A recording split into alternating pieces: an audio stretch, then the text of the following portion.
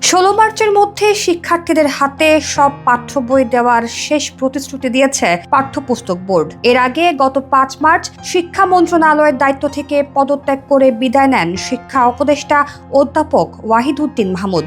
সেদিন তিনি ১০ মার্চের মধ্যে শিক্ষার্থীরা সব বই পেয়ে যাবে বলে জোর প্রতিশ্রুতি দিয়ে যান। তবে সেই প্রতিশ্রুতিও রাখতে পারেনি এনসিটিবি।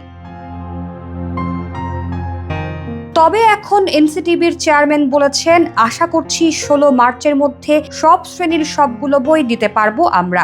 বই দিতে দেরি হওয়ার পেছনে ছাপাখানা মালিকদের দায়ী করে চেয়ারম্যান অধ্যাপক রিয়াজুল হাসান বলেন, কিছু প্রেস কাজ পেয়েছে, কিন্তু কাজটা তারা নানা বাহানায় করছে না। তারা আসলে অসুস্থ, তারা কারো কথাও শুনতে চান না, এজন্যই বই দিতে এত দেরি।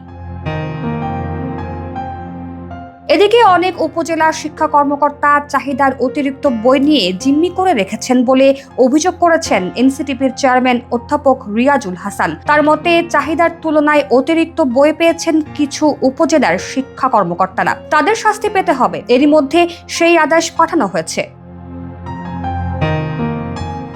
এনসিটিবি চেয়ারম্যান আরো বলেন, শাস্তির ঘোষণার পরপরই দেখা গেছে অনেক শিক্ষা কর্মকর্তা অতিরিক্ত বই ফেরত দেওয়া শুরু করেছেন। সেই বই আমরা অন্য উপজেলায় পাঠাচ্ছি। এদিকে এনসিটিবি সূত্র জানায়, ১০ মার্চ পর্যন্ত ৩৮,২৯,৬১,০০০ কপি পাঠ্য বই ছাপা হয়েছে। এবছর মোট বই ৪০,১৬,০০,০০০ কিছু বেশি ছাপা হয়েছে। সেই হিসেবে এখন প্রায় ২ কোটি বই ছাপা বাকি। তাছাড়া ছাপা হলেও অন্তত ২,৩৭,০০,০০০ কপি বই বিতরণ করা প্রক্রিয়াধীন। সেগুলো এখনো শিক্ষা প্রতিষ্ঠানে বা শিক্ষার্থীদের হাতে পৌঁছায়নি।